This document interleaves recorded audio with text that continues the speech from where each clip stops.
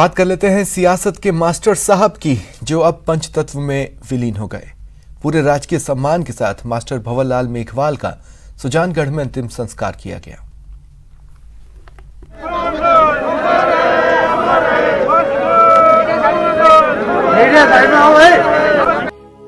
पंचतत्व में विलीन हुए भंवरलाल।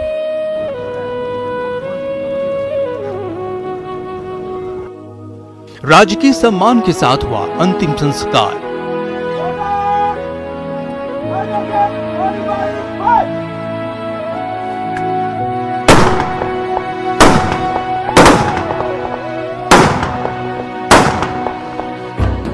अब यादों में मास्टर साहब।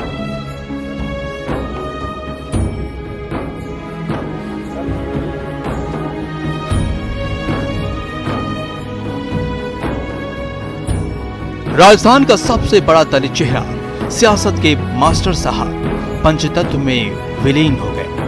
पूरे राजकीय सम्मान के साथ मास्टर भंवरलाल का उनके पैतृक निवास सुजानगढ़ में अंतिम संस्कार किया गया।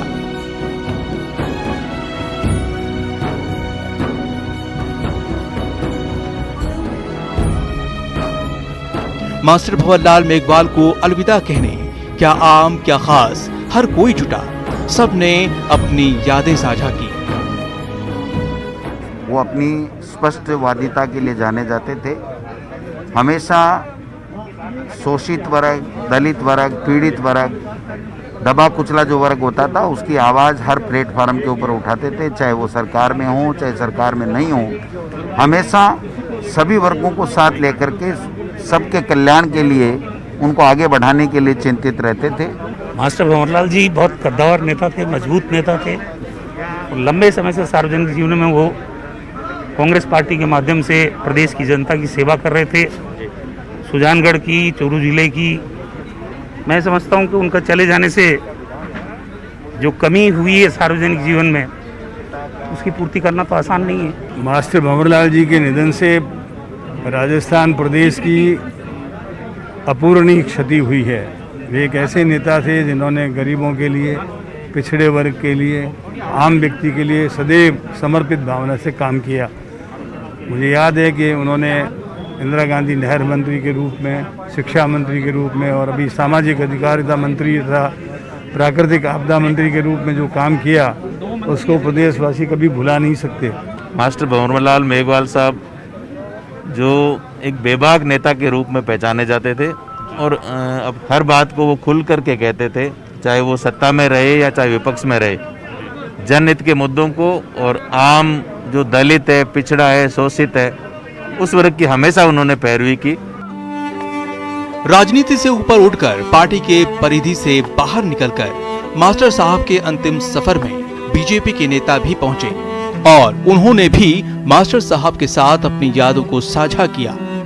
वो सकारात्मक राजनीति के पक्षधर रहे हैं।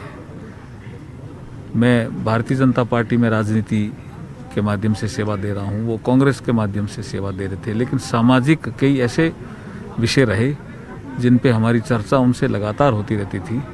निश्चित रूप से उनका जाना सामाजिक दृष्टिकोण से भी और मेरे व्यक्तिगत पक्ष के लिए भी वो क्षति का विषय मैं ऐसा मानता हूँ। मास्टर भंवरलाल मेघवाल का चला जाना निश्चित तौर पर प्रदेश की राजनीति में एक अपूर्णीय क्षति है।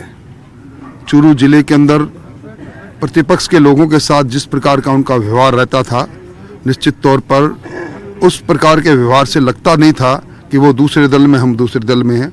स्पष्टवादिता उनके चरित्र का एक बहुत बड़ा गुण था। इस प्रकार विकास की दृष्टि से उन्होंने सुजानगढ़ और चूरू में अलग अलग पदों पर रहते हुए अपना विशिष्ट योगदान दिया। उनका इस प्रकार चले जाना निश्चित तौर पर राजस्थान की दलित राजनीति में, कांग्रेस की राजनीति में और सामाजिक राजनीति के अंदर एक अपूर्णीय क्षति है। भंवरलाल जी का आज हमारे बीच में नहीं रहना राजस्थान की राजनीति की बहुत बड़ी क्षति है, जिसकी क्षतिपूर्ति नहीं हो सकती। और ये एक बेबाक, निडर और स्पष्टवादी नेता थे। जो इनको बात कहनी होती थी वो हमेशा स्पष्टता के साथ कहते थे और निडरता के साथ कहते थे। भंवरलाल जी मेघवाल एक बहुत अद्भुत व्यक्ति थे, दबंग, ऐसे विल पावर वाले, जैसे ऐसे नेता, ऐसे मनुष्य तो आपको पता है करोड़ों लोगों में एक मिलते करते हैं। उन्हें जो दलितों के लिए, गरीबों के लिए तो राजनीति का, लोकतंत्र का सबसे बड़ा फायदा जिन लोगों को मिलना चाहिए गरीबों को, वो दिलाने में सबसे प्रमुख भूमिका थी। राजस्थान में क्या भारतवर्ष में ऐसे नेता बहुत कम मिलेंगे उन्होंने इतनी शानदार राजनीति में आकर अपनी भूमिका निभाई है। मेरे से तो उनके व्यक्तिगत प्रेम था, कोई पार्टी पॉलिटिक्स से मैं कभी भी कोई भी पार्टी में रहो, उनसे मेरा वही स्नेह था।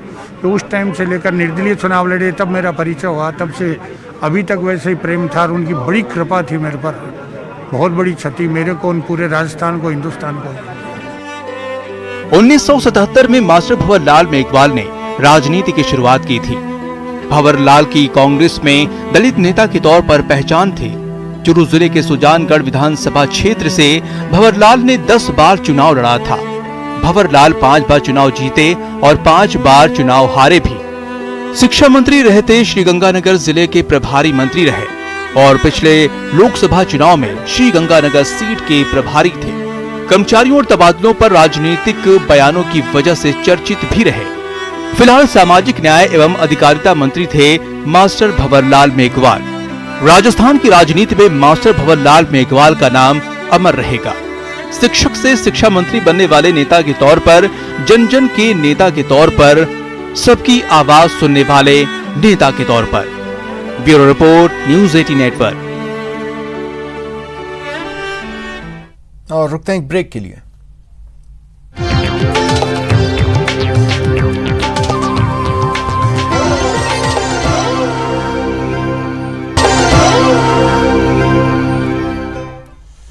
ब्रेक के बाद स्वागत है आप सभी का। मरुधरा में कोरोना का महाविस्फोट हुआ है। पिछले 24 घंटों में 2194 नए पॉजिटिव केसेस आए और 11 मरीजों ने अपनी जान गंवाई है।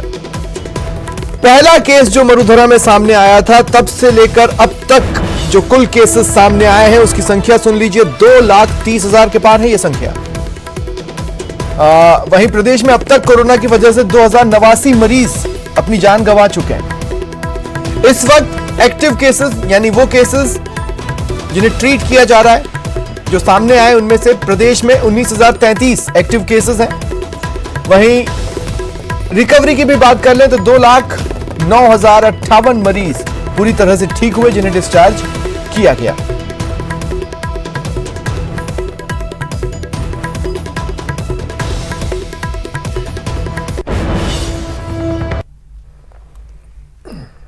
जरूरी है, कोरोना से डरना जरूरी है, 2 गज की दूरी, मास्क जरूरी है।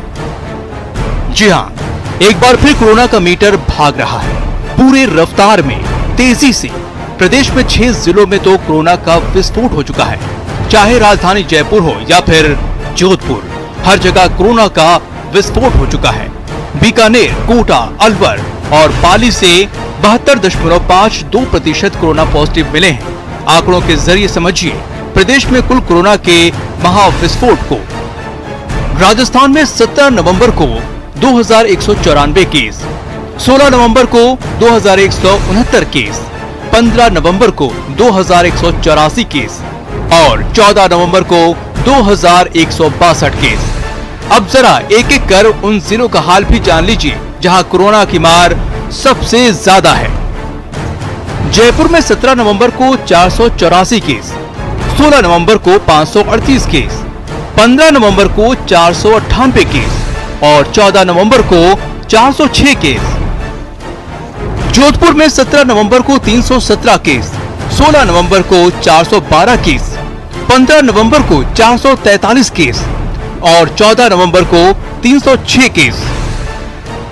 कोटा में 17 नवंबर को 147 केस, 16 नवंबर को 153 केस, 15 नवंबर को 146 केस और 14 नवंबर को 106 केस। बीकानेर में 17 नवंबर को 122 केस, 16 नवंबर को 182 केस, 15 नवंबर को 91 केस और 14 नवंबर को 215 केस। अलवर में 17 नवंबर को 247 केस, 16 नवंबर को 145 केस, 15 नवंबर को 157 केस और 14 नवंबर को 132 केस। अजमेर में 17 नवंबर को 180 केस, 16 नवंबर को 50 केस, 15 नवंबर को 80 केस और 14 नवंबर को 130 केस। वहीं नागौर में 17 नवंबर को 94 केस, 16 नवंबर को 89 केस, 15 नवंबर को 97 केस और 14 नवंबर को 44 केस। इसके अलावा पाली में 17 नवंबर को 55 केस, 16 नवंबर को 143 केस, 15 नवंबर को 48 केस और 14 नवंबर को 84 केस। बार बार हाथ धोने की जो सलाह दी जा रही है उसको अपनाना चाहिए। 2 गज की दूरी, सामाजिक दूरी बना के रखनी चाहिए। समूह में एकत्रित नहीं होने की बात हमको जीवन में भी अपनानी चाहिए, क्योंकि महामारी का ये दौर खत्म नहीं हुआ है। राजस्थान सतर्क है और इंतजाम हमारे मुख्यमंत्री जी ने, हमारी सरकार ने पूरे माकूल किए हुए हैं। किसी भी चीज़ की कमी है नहीं, लेकिन स्वास्थ्य का ध्यान रखना जरूरी। ये आंकड़े डराने वाले हैं, साथ ही सचेत करने वाले भी। ऐसे में कोरोना से बचना है तो कोरोना प्रोटोकॉल का पालन करना जरूरी है, क्योंकि राजस्थान में भी कोरोना का महाविस्फोट हो चुका है और ऐसे में कोरोना से बचने के लिए 2 गज की दूरी और मास्क जरूरी है। Bureau report, news 18 network. Barmer police ने बड़ी कार्रवाई कर अर्धसैनिक बलों के फर्जी आई कार्ड के साथ 2 संदिग्ध युवकों को पकड़ा। सरहदी इलाके में सीआरपीएफ के फर्जी आई कार्ड के साथ गिरफ्तार किए गए युवकों के नाम नवगुण भाई देसाई और विक्रम भाई खोडला है। पुलिस की तहकीकात में दोनों गुजरात के बनासकांठा के निवासी पाए गए हैं। बाड़मेर अहमदाबाद राष्ट्रीय राजमार्ग के टोल नाके पर सेना की गुप्तचर विंग ने इन युवकों की गतिविधियों पर संदेह जताया था।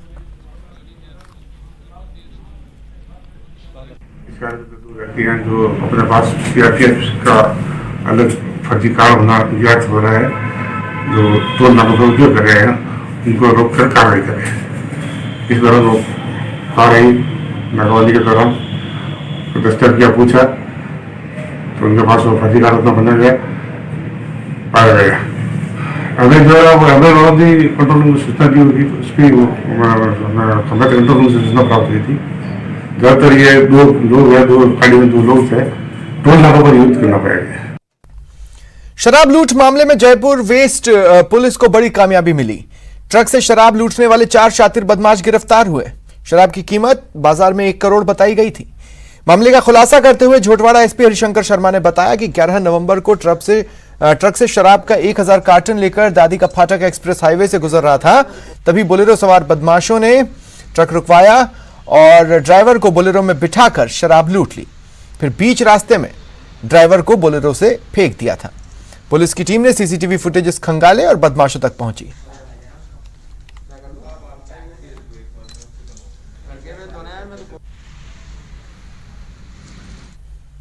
रुकते हैं एक ब्रेक के लिए।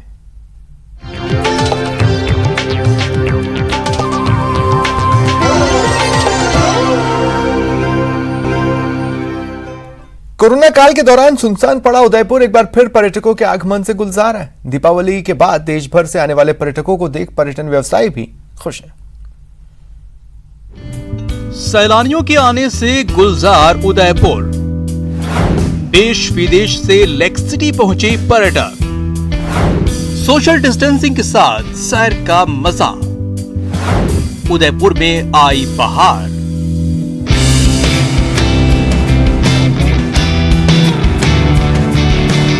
लंबे समय बाद बड़ोदरा की भूमि एक बार फिर पर्यटकों की आवक से गुलजार हो गई है। लेक सिटी की कुदरती फिजा एक बार फिर सैलानियों की आवक से खिल उठी है। शहर के सभी पर्यटन स्थलों पर मेले सा माहौल बना हुआ है। शहर की खूबसूरती को निहारने देश के कोने कोने से पर्यटक पहुंचे हैं। इतना ही नहीं, पर्यटन स्थलों का दीदार करने वाले सैलानी कोरोना को लेकर भी सावधान हैं। कोरोना के बाद हम फर्स्ट टाइम यहाँ निकले हुए हैं। थोड़ा हम प्रिकॉशन भी अपने आप से ही ले रहे हैं, मास्क पहन रहे हैं, सैनिटाइज कर रहे हैं और अच्छा भी लग रहा है। लेकिन यहाँ भी उदयपुर में भी हमको अच्छी सर्विस मिल रही है, कोई दिक्कत नहीं है गवर्नमेंट की ओर से भी। यहाँ पे उदयपुर में भी सब लोग सोशल डिस्टेंस रख रहे हैं, बाकी के लोग भी मास्क पहन रहे हैं, तो मतलब उतना टेंशन नहीं होता। पूरा रिलैक्स होके अच्छा एंजॉय कर रहे हैं। ऐसा नहीं लग रहा है कि टेंशन है नहीं। दिवाली के ठीक बाद पर्यटकों का हुजूम अन्य पर्यटन स्थलों के अलावा सहेलियों की बाड़ी पहुंचा है, जहां लोग तफरी करने के अलावा शहर की कुदरती खूबसूरती को कैमरे में कैद कर रहे हैं, सेल्फी ले रहे हैं और पार्क में परिवार के साथ एंजॉय कर रहे हैं। पर्यटकों के आगमन से स्थायी गाइड और व्यवसाय भी काफी खुश हैं। बहुत ही अच्छा है, यहाँ पे घूमने लायक बहुत सारी जगह है, जैसे कि फतेह सागर, सुखड़िया सर्कल पे आप बोटिंग कर सकते हो, वहाँ पे नाश्ता भी कर सकते हो, खाना भी खा सकते हो। यहाँ पे हम लोग उदयपुर डेस्टिनेशन सिलेक्ट किया था, काफ़ी अच्छी यहाँ पे घूमने के लिए काफ़ी अच्छी जगह है। और यहाँ पे हम लोग घूम रहे हैं तो कोरोना का भी काफ़ी डिस्टेंस मेंटेनिंग करना पड़ रहा है। व्यवसाय के लिए तो अच्छी खबर रही है सर। 70% उदयपुर सिटी का पब्लिक जो है वो टूरिज्म के ऊपर डिपेंड करता है। होटल, वेबसाइट, टैक्सी चालक है, ऑटो रिक्शा वाले हैं, गाइड लोग हैं, टूरिज्म मोन्यूमेंट है, सभी का रोजगार जो है कहीं न कहीं तरीके से घूम फिर कर टूरिज्म के ऊपर ही डिपेंड रहता है। हालांकि पिछले साल की तुलना में आने वाले पर्यटकों की संख्या काफी कम है, लेकिन कोरोना से सावधान रहते हुए पर्यटकों की वजह से पटरी पर लौटता पर्यटन व्यवसाय लेक सिटी वासियों के लिए अच्छी खबर लेकर आया है। कपिल शिमारी, न्यूज़ 18 उदयपुर।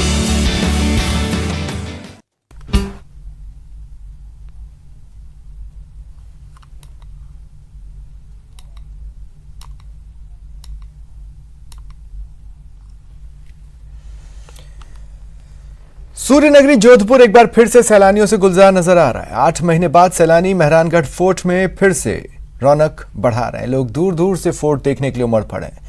इन सैलानियों में घरेलू और विदेशी दोनों ही शामिल हैं। 22 मार्च से मेहरानगढ़ फोर्ट बंद था।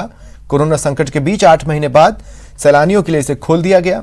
हालांकि कोरोना गाइडलाइंस का भी पूरी तरह से पालन किया जा रहा है। मेहरानगढ़ फोर्ट के निदेशक डॉक्टर करणी सिंह ने इसे अच्छा संकेत बताया।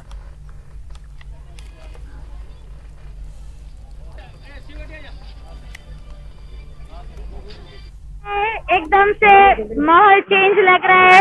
लॉकडाउन का जो माहौल था उससे तो हम लोग बहुत तंग आ गए थे, इसलिए अब बहुत फ्रेश फील कर रहे हैं यहाँ पे आके। और सब पब्लिक को इतने सालों बाद तो नहीं बोल सकते, महीनों बाद देखा है। 2500 विजिटर्स आए थे। आज जिस हिसाब से लग रहा है करीब 3000 तक सैलानी आ जाएंगे। जोधपुर के लिए ये बहुत शुभ